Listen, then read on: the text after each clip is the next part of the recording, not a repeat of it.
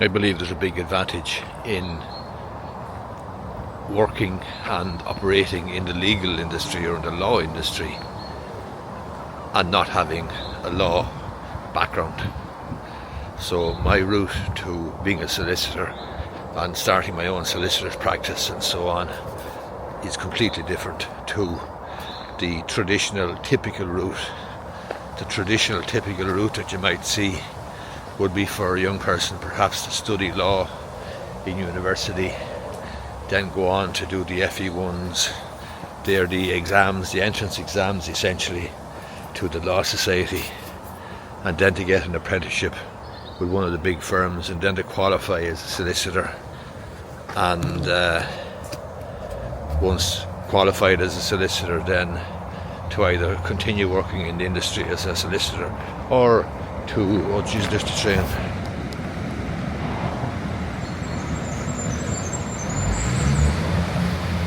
I was watching for the fucking train yesterday and I missed it. As I was saying, there's a typical route for a solicitor. Most solicitors, they study law in university. They go to college and study law to do the FE1s. They get an apprenticeship with a big firm to qualify as a solicitor. And then they either start out on their own or they work in a big firm or in a firm as a solicitor for a number of years, and eventually they might make partner, and eventually they might decide they want to do their own thing, and they might decide to strike out on their own. That's not the route that I took. My route was completely different. I come from a completely different background. I come from retail, property development, property investment, and general small business entrepreneurship and hustle. And I think it's a huge advantage to me, quite frankly, in building my solicitor's practice and developing my solicitor's practice in the way that I've done it. The way I've done it. Why the hell is that? Because the main reason, I suppose, is a lot of the problems to do with running a solicitor's practice and running one fairly successfully is a recognition that even though you might be a solicitor and it might be a solicitor's practice, it's essentially a small business that you've got to get up and running. You've got all of the other problems that are associated with many, many small businesses, and you have the big problem of getting clients, getting customers basically for your business.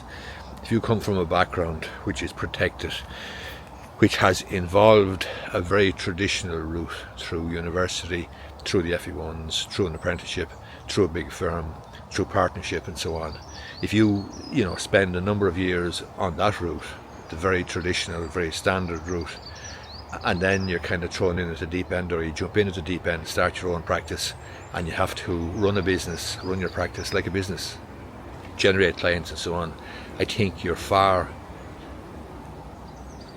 less equipped to do so than somebody who has run a business in a number of different industries. For example, retailing, for example, hustle, property development, investment, buying and selling properties, flipping them, doing them up, dealing with suppliers, dealing with builders, dealing with planning authorities and so on. I think that background, that varied background, is a far better preparation to help you succeed as a solicitor. And that's why I actually think the fact that I've come from such an unorthodox, non-standard background is a huge help to me in growing my practice.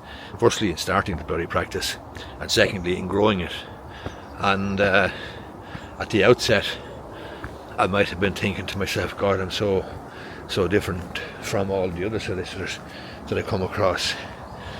And they have gone to Trinity or gone to UCD and studied law and so on.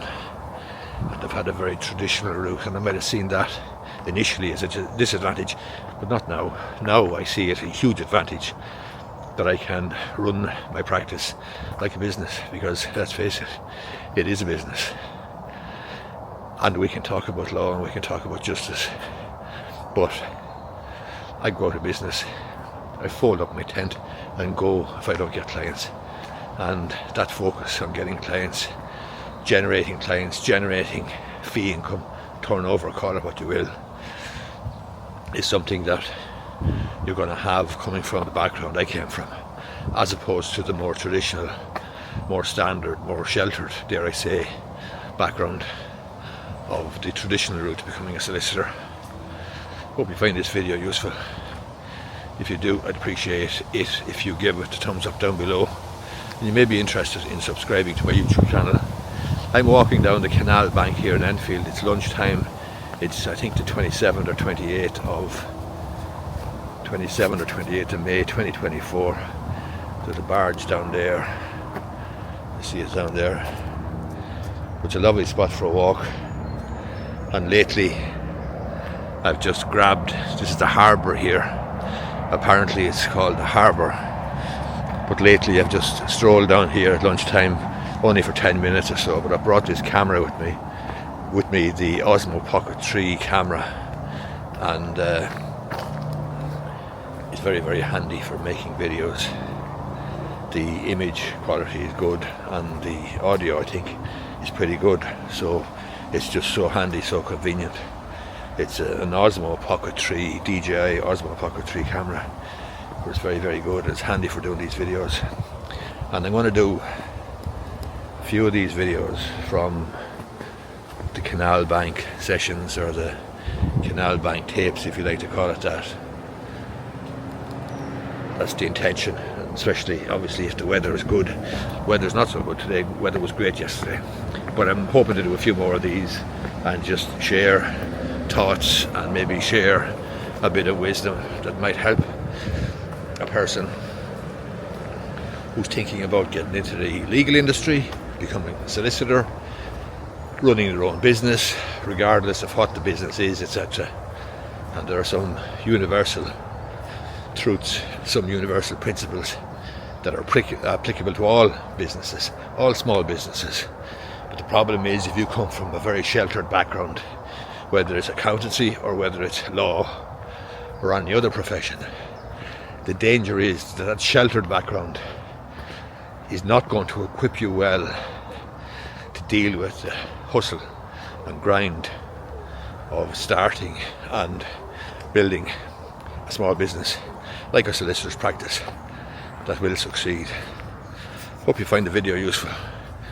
Welcome to Enfield Ferry Trail.